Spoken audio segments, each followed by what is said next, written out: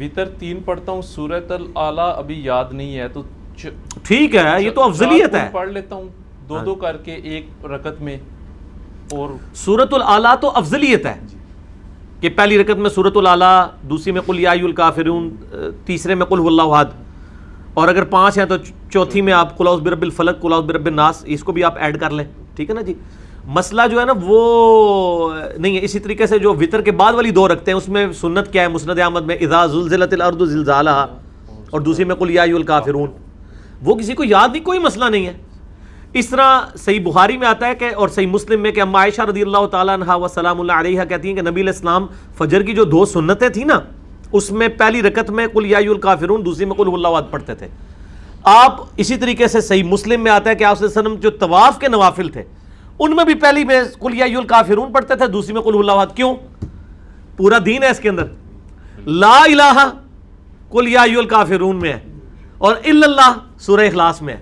وہاں سارے بتوں کی نفی اور سورہ اخلاص میں اللہ کی وحدانیت.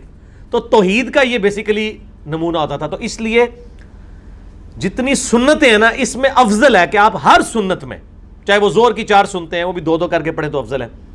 کوشش کریں کہ پہلی رکعت میں قل یا ایھا الکافرون، دوسری میں قل اللہ احد پڑھیں. یہ افضل ہے، آپ کو محبوب ہے صلی اللہ علیہ وآلہ وسلم.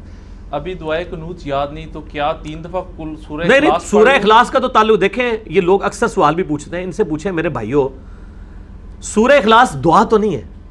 دعا کی جگہ دعا ہی لے گی. یہ پبلک میں مشہور ہے، میں نے کئی دفعہ بتایا ہے. مسئلہ 130 میرا وطر پہ، اس میں بھی میں نے بتایا ہے کہ جس کو دعائے قنوت یاد نہیں اس کی جگہ اور دعا پڑھے. اور سب سے بیسٹ دعا بخاری مسلم میں آئی ہے، ربنا آتنا فی الدنیا حسنہ وفی الآخرۃ حسنۃ وقنا عذاب النار.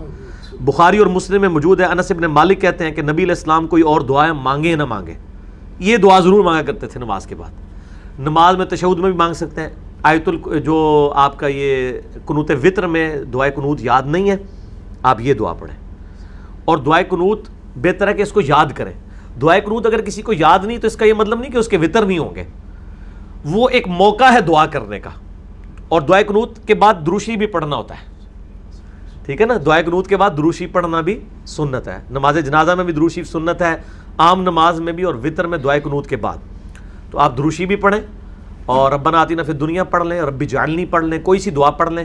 آپ کی دعائے قنوت کا ایکویلنٹ ہو جائے گی. اس میں یہ نہیں ہے کہ دعائے قنوت ہی پڑھنے سے نماز ہوگی. افضل تو وہی ہے. ٹھیک ہو گیا.